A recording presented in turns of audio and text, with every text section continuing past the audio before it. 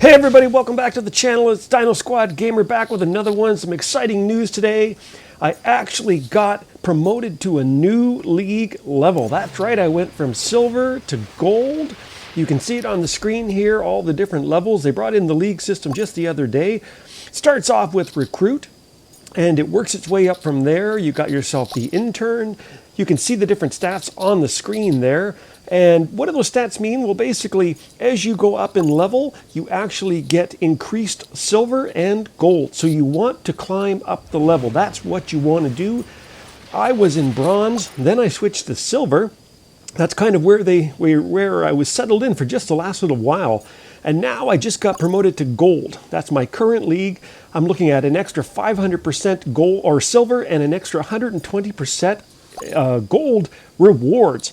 And of course, above me, there's the expert and there's the master leagues. And so the master is the highest.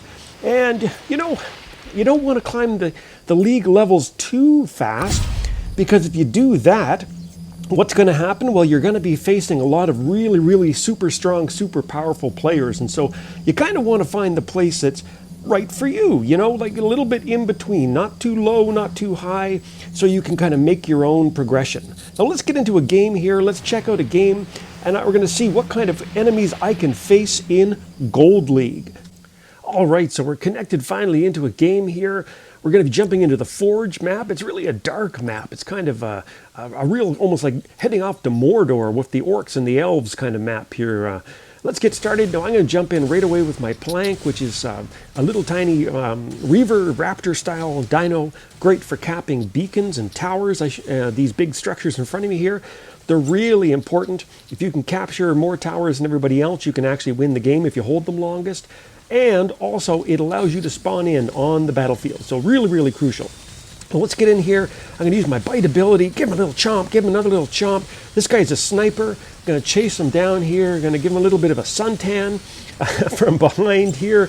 There we go. He wants to capture our tower, and I'm not going to let it happen. There you go. Where'd he go? Where'd he go? God, I'm shooting my own teammate for a second. Where'd he go? Oh, there he is. What a bugger. He's been hiding around the other side of that tower. Okay, got the kill. Now, let's see, how are we doing for tower situation? I'm looking up at the map in the right-hand corner, and we have center tower, and we have left-hand tower, and we do not have right-hand or the right-hand home tower. So I'm going to have to get back and hide. Oh, geez, I'm getting hit by a sniper. It's a locust, and you can see me healing up there. It's because I have home territory as a special ability. It's ability or in a module. I think it's a module. Actually, I have a home territory module that actually allows me to heal up faster and also do more damage as long as I am near a tower that I own, that my team owns. And so now I'm going to get this guy here. This is a scarab. Got to get away from his glass clouds, though. Son of a gun. Lonely Lucky there. Just put a pound on me there. And so what was that kind of creature? Well, that was an Ankylosaurus-style creature.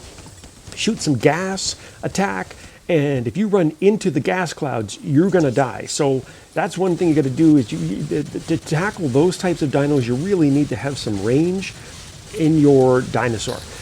All right, so let's pop back in. I'm going to jump in with a locust here. Locust is actually a sniper, but I'm brawling with it for some reason, and I'm just waiting for my ability to kick in.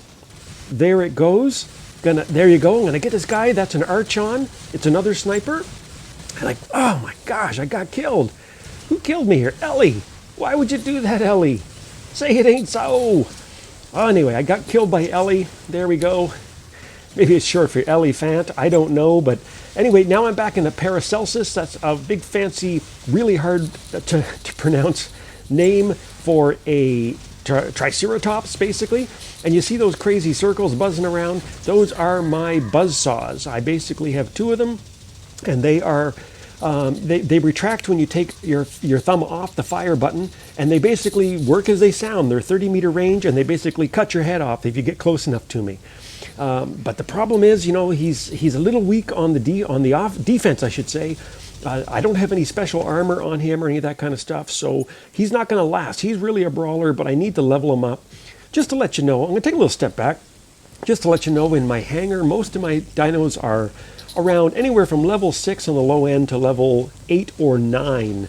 So if you're kind of wondering, you see me out there and you're going, well, DSG, what's going on? You got nothing but super-powered max dinos. That's not the truth. That's not the case. I know a lot of guys out there do. And that really is it's a really good question in terms of leagues, right? Like, am I at the right league? Because just by being promoted into gold, and this being literally the first match I've played in gold, that question is going to come up until I kind of figure out where I am in the game. Like, am I too high level? Am I too low level? Am I going to be able to stick in this level? Am I going to get knocked down a level if I lose too many games? Those are all really good questions. And to kind of explain that, basically, the way that the league system works is that if you win, you get plus points at the end of the game, and if you lose, you get negative points. And the more cups, the more trophies, the more whatever you want to call them that you get after every game, you climb higher and higher and higher.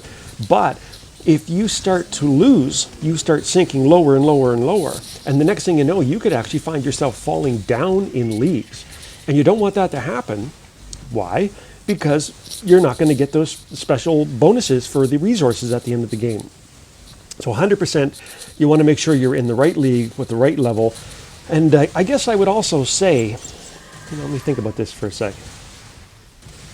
Yeah, I'm trying to find a way to explain it. So one thing you want to do, I know people get dinos or whatever game you're playing. They find some gear they really love and they start to really max it really fast. Oh, I'm gonna upgrade and upgrade and upgrade.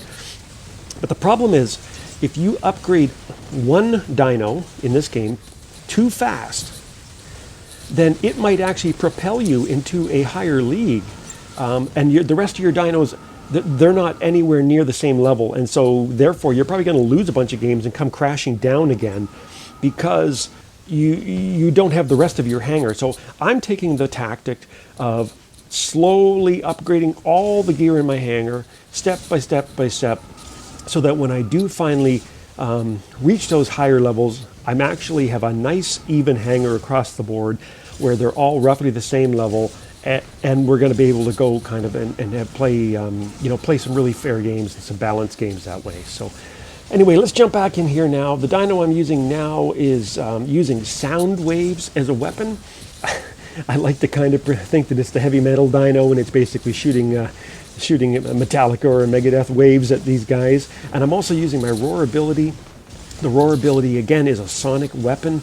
It does sort of an area damage to everybody who's in front of me. And when you can see that sort of that whirling vortex that's going in front of me here. Is it the strongest dino out there? No, not at all. I'm actually using it basically so that I can get it leveled up. But right now, it's kind of underperforming for me in my hangar. There's other dinos out there. Like, for instance, if you're looking for the toughest, strongest dino out there in the T-Rex family, probably the Monarch is the strongest. It's a real ugly son of a gun, kind of all bumpy and orange and mottled color. And it just kind of looks like it's just basically shooting giant rock missiles at you. And every time it hits you, you basically recoil backwards until you're dead. It's really, really crazy powerful. And so I don't have one yet. I'm going to start saving up for one, though, largely because everybody that I play against has one, and that's sort of their end game. That's what they take out at the end. And, this long range, it's kind of, it's interesting. The game is new. It's still kind of new. And clearly, Pixonic wants to have snipers be an element of this game. That's why they've made Marconi so strong. That's why they've made Locust so strong. But they've also tried to sort of have a sniper at the T-Rex, at the giant dino side of things. And so the one I was using there with the sound weapons, the sonic weapons, it's meant to be the game's long-range giant weapon, but it doesn't work very well because so many little dinos can close distance on you so fast and just be up in your face and be all chomping and romping and stomping that you don't get a lot of time to do a lot of damage. Next thing you know, you're brawling with it. And sorry, boys and girls, she ain't a brawler. That is not what it's built for. And so, if I have to recommend one right now, I believe it's called the Curie. I would not recommend that at this moment. Now, this one here, though, I do like this one. This is called the Noble, and I like it better. It's, it shoots these energy weapons. Does pretty good damage. You can just see me just ripping that guy up to shreds there.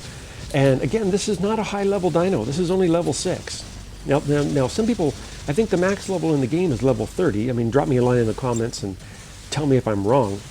But I'm pretty sure that's what it is. And to be able to just go out there and just, you know, knock the enemy's heads off with these laser sort of energy weapons is really, really impressive. So, and there you go. You can see the red damage, the orange and red, that means you're causing really critical damage there. So anyway, how are we doing in this game here? I gotta see. Well, I've just been kind of chewing through my dinos, haven't I, here? And the beacons, you know, it's a fairly close game. It's fairly close. I mean, we may win, we may lose, but it's been a really good battle. And you know, it's funny. That's kind of the point of this game. Remember, I just wanted to test about the new level. There you go. Test the new level. Well, we lost that one. But you know what? I came second. Second overall, 13 kills. I died 10 times and I had 15 assists. I'd say that's pretty balanced. Pretty balanced for my first game in gold. Anyway, if you liked what you saw, hit me up in the comments. Hit the like, the share, the subscribe as always. And also, I'd be curious to know, what level are you, and do you think you're at the right level? You know, is there anything about the leveling system that they could fix or improve? I would love to hear from you. So drop me a line in the comments. Until next time, I'll see you on the battlefield.